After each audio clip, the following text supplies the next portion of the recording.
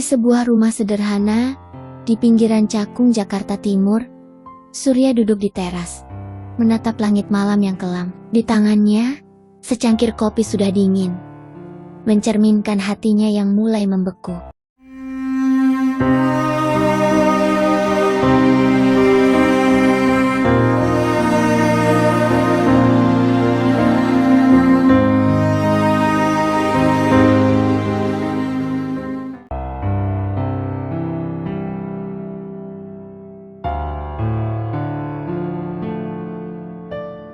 Di dalam rumah, Maya, istrinya, sedang tertidur. Orang-orang akan mengira begitu. Namun, Surya tahu, malam ini, Maya tidak benar-benar tidur. Ia sedang sibuk dengan ponselnya, mengirim pesan kepada seseorang yang bukan suaminya. Surya bukan orang yang suka mengintip. Tapi beberapa minggu terakhir, intuisinya berteriak bahwa ada sesuatu yang salah dalam rumah tangga mereka. Surya dan Maya menikah 5 tahun lalu, dalam sebuah pernikahan sederhana yang penuh tawa dan harapan. Surya, seorang sopir truk yang pekerja keras, bertemu Maya di sebuah warung makan saat ia sedang mengantar barang ke Jakarta. Maya, dengan senyumnya yang manis dan sikapnya yang ramah, langsung mencuri hati Surya. Mereka pacaran singkat, hanya 6 bulan, sebelum Surya melamarnya di depan keluarga besar Maya di kampung. "Aku janji Maya, aku akan kasih kamu hidup yang layak," kata Surya saat itu. Dan Maya memandangnya dengan mata penuh cinta. Orang-orang akan mengira begitu.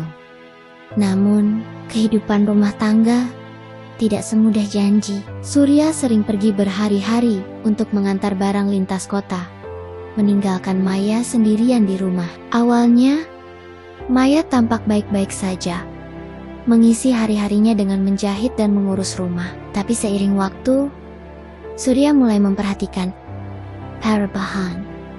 Maya jadi lebih pendiam, sering termenung, dan ponselnya tidak pernah lepas dari tangan. Ketika Surya bertanya, Maya selalu punya alasan. Cuma ngobrol sama temen, mas, atau lagi lihat resep di sosmed. Surya ingin percaya, tapi hatinya tidak bisa bohong. Malam ini, Surya menemukan sesuatu yang membuat dunia di sekitarnya runtuh. Saat Maya tertidur, ponselnya berbunyi, dan Surya, dengan tangan gemetar, memeriksanya. Ada pesan dari nomor tak dikenal, tapi isi pesannya jelas. "Aku kangen kamu sayang, besok ketemu di tempat biasa ya." Surya merasa dadanya sesak, seperti ada tangan tak terlihat yang meremas jantungannya. Ia ingin membangunkan Maya, menuntut penjelasan, tapi ia menahan diri. Ia ingin tahu seberapa jauh kebohongan ini berjalan. Hari-hari berikutnya, Surya mulai mengamati Maya dengan saksama. Ia pura-pura pergi bekerja, tapi sebenarnya memarkir truknya di ujung gang dan mengintip dari kejauhan. Ia melihat Maya keluar rumah dengan pakaian yang lebih rapi dari biasanya, naik ojek online, menuju sebuah kafe di pinggir kota. Di sana, Surya melihatnya seorang pria, berpakaian necis, memeluk Maya dengan akrab. Surya tidak tahu siapa pria itu, tapi setiap tawa Maya bersama pria itu, terasa seperti pisau yang menusuk hatinya. Konflik batin Surya mencapai puncak. Ia ingin marah, ingin menghadapi Maya, tapi ia juga takut kehilangan wanita yang masih ia cintai. Ia mulai mengingat kembali momen-momen awal pernikahan mereka. Saat Maya memasakkan nasi goreng kesukaannya. Saat mereka duduk di teras sambil bercanda tentang nama anak-anak mereka di masa depan. Apakah semua itu bohong? Apakah cinta Maya pernah nyata? Surya menangis sendirian di kabin truknya, berusaha menyembunyikan air matanya dari dunia. Di rumah, ketegangan mulai terasa. Maya, yang sepertinya menyadari kecurigaan Surya, menjadi semakin defensif. "Kamu kenapa sih mas? Kok curigaan mulu?" bentaknya suatu malam. Ketika Surya bertanya kenapa ia pulang larut, Surya hanya diam. Tapi matanya penuh dengan pertanyaan yang tak terucapkan. Ia mulai mencari tahu lebih banyak, menghubungi teman-teman Maya, bahkan meminta bantuan tetangga untuk mengawasi jarak kerik istrinya. Tetangga mereka, Bu RT, seorang janda yang baik hati, mulai curiga dan memberitahu Surya tentang rumor bahwa Maya sering terlihat dengan pria lain. Bab ini penuh dengan deskripsi mendalam tentang perjuangan emosional Surya. Ia terjebak antara cinta dan pengkhianatan, antara keinginan untuk mempertahankan rumah tangganya dan rasa sakit yang tak tertahankan. Ada momen-momen kecil yang menyayat hati, seperti saat Surya menemukan gelang kecil yang ia berikan pada Maya di hari pernikahan mereka, tergeletak di laci, seolah tak lagi berarti. Bab ini ditutup dengan Surya duduk di teras memegang gelang itu. Air matanya jatuh ke tanah. Sementara di dalam rumah, Maya tertawa pelan di ponselnya, tidak menyadari bahwa dunia Surya sedang runtuh. Surya tidak bisa lagi menahan diri. Setelah berminggu-minggu mengumpulkan bukti, ia memutuskan untuk menghadapi Maya. Malam itu, ia pulang lebih awal dari biasanya, membawa sebuah amplop berisi foto-foto yang ia ambil dari seorang teman yang membantunya mengintai. Foto-foto itu menunjukkan Maya bersama pria yang sama, bernama Reza, seorang karyawan kantoran yang ternyata sudah lama dekat dengan Maya. Surya menunggu Maya di ruang tamu. Jantungannya berdegup kencang, tapi wajahnya berusaha tenang. Ketika Maya masuk, ia tersentak melihat Surya duduk dengan amplop di tangan.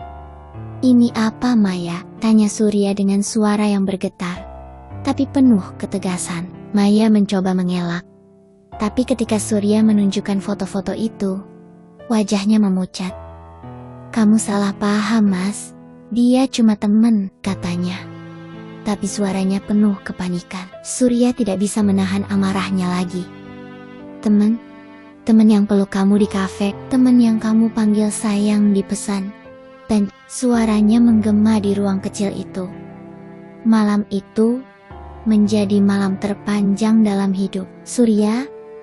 Maya akhirnya mengaku bahwa ia telah menjalin hubungan dengan Reza selama hampir setahun. "Aku kesepian, Mas. Kamu selalu pergi. Aku cuma butuh temen," katanya sambil menangis. Tapi kata-kata itu tidak cukup untuk meredakan luka di hati Surya. Ia merasa dikhianati, tidak hanya oleh Maya, tapi juga oleh dirinya sendiri, karena tidak bisa menjadi suami yang lebih baik. "Aku kerja keras buat kamu, Maya. Buat kita," katanya. Air matanya akhirnya tumpah. "Tapi kamu pilih orang lain." Konflik antara mereka memuncak. Maya menolak untuk meminta maaf, malah menyalahkan Surya atas kesepiannya. Surya, yang awalnya hanya ingin kebenaran, kini merasa seperti orang asing di rumahnya sendiri. Ia mulai tidur di sofa, menghindari Maya. Tapi setiap malam ia mendengar istrinya berbisik di ponsel, berbicara dengan Reza. Rasa sakit itu seperti racun yang perlahan membunuhnya dari dalam. Surya mulai mencari tahu lebih banyak tentang Reza. Dengan bantuan Bu RT dan beberapa tetangga, ia menemukan bahwa Reza bukan hanya selingkuhan Maya, tapi juga pria yang dikenal suka memanfaatkan wanita. Ia pernah terlibat dalam kasus penipuan kecil, tapi tidak pernah diproses hukum. Surya merasa semakin hancur, tapi juga mulai membulatkan tekad. Ia tidak ingin hanya menjadi korban. Ia ingin menghadapi Reza, bukan dengan kekerasan, tapi dengan cara yang akan membuat Maya dan Reza merasakan konsekuensi dari perbuatan mereka. Bab ini penuh dengan momen-momen emosional yang menguras air mata. Surya berjuang melawan rasa sakit dan kemarahan, sementara Maya semakin terjebak dalam kebohongannya sendiri. Ada adegan-adegan menyayat hati, seperti saat Surya menemukan buku harian Maya yang berisi curahan hatinya tentang betapa ia merindukan perhatian, tapi juga tentang bagaimana ia mulai jatuh cinta pada Reza. Surya juga mulai berbagi cerita dengan Bu RT yang menceritakan pengalaman pahitnya sendiri sebagai korban pengkhianatan, memberikan Surya kekuatan untuk terus maju Surya memutuskan untuk tidak lari. Ia ingin menghadapi Maya dan Reza, tapi dengan cara yang tidak akan membuatnya kehilangan martabat. Setelah berminggu-minggu merencanakan, ia memutuskan untuk mengundang keluarga besar Maya ke rumah mereka. Ia ingin kebenaran terungkap di depan orang-orang yang paling berarti bagi Maya. Bukan untuk mempermalukannya, tapi untuk membebaskan dirinya sendiri dari beban yang selama ini ia pikul sendirian. Malam konfrontasi itu tiba. Keluarga Maya, ibunya, kakaknya, dan beberapa kerabat dekat datang ke rumah kecil mereka di Cakung. Surya juga mengundang Reza dengan alasan bahwa ia ingin mengklarifikasi sesuatu. Maya, yang awalnya tidak curiga, menjadi panik ketika melihat Reza masuk ke ruang tamu. "Mas, apa ini?" tanyanya dengan suara gemetar. Tapi Surya hanya tersenyum kecil. Wajahnya penuh ketenangan yang menyembunyikan badai di dalam dadanya. Di depan semua orang, Surya berbicara dengan suara yang tenang, namun tegas. "Aku tahu apa yang terjadi antara Maya dan Reza," katanya, menatap lurus ke mata Maya. Ia mengeluarkan foto-foto dan bukti pesan yang ia kumpulkan, meletakkannya di meja. Ruangan menjadi hening, hanya terdengar isak kecil dari ibu Maya. Surya melanjutkan, "Aku gak mau menghancurkan kamu, Maya. Tapi aku gak bisa hidup dalam kebohongan lagi." Ia kemudian menoleh ke Reza, yang tampak gelisah. "Kamu mau dia ambil, tapi jangan pernah buat dia menangis seperti aku menangis karena dia." Maya menangis terseduh, mencoba menjelaskan, tapi kata-katanya terputus oleh isakannya. Keluarganya terkejut, beberapa marah, beberapa hanya bisa menunduk dalam diam. Reza, yang awalnya mencoba membela diri, akhirnya diam, tidak mampu menghadapi tatapan penuh kekecewaan dari keluarga Maya. Surya, dengan air mata yang ia tahan dengan sekuat tenaga, berjalan keluar rumah, meninggalkan Maya dan Reza di tengah keheningan yang menyakitkan. Kejadian itu menjadi viral di media sosial. Seorang tetangga merekam momen konfrontasi itu dan mengunggahnya ke sosial media dengan caption yang memuji ketenangan Surya. Video itu menyebar cepat, membuat Surya menjadi simbol pria yang kuat namun penuh luka. Namun, di balik ketenangannya, Surya hancur. Ia kembali ke truknya, menangis sendirian di kegelapan, merasa bahwa ia telah kehilangan segalanya: cinta, keluarga, dan harga dirinya. Hari-hari setelah konfrontasi dipenuhi dengan tekanan. Maya mencoba menghubungi Surya, memohon maaf, tapi Surya tidak bisa memaafkan begitu saja. Ia juga mendapat pesan dari orang-orang yang tidak ia kenal. Beberapa mendukungnya, beberapa menghujatnya karena mempermalukan Maya di depan umum. Surya mulai mempertanyakan keputusannya, bertanya-tanya, apakah ia terlalu keras? Apakah ia seharusnya memberi Maya kesempatan kedua?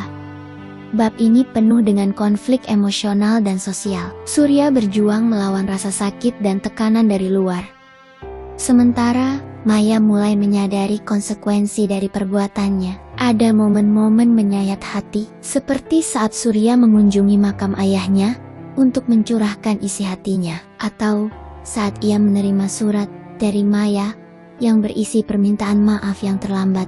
Bab ini ditutup dengan Surya duduk di pinggir jalan, menatap langit malam, berusaha mencari kekuatan untuk melanjutkan hidup. Setelah konfrontasi, Surya memutuskan untuk meninggalkan Cakung. Ia pindah ke kota kecil di Jawa Tengah, tempat ia dilahirkan.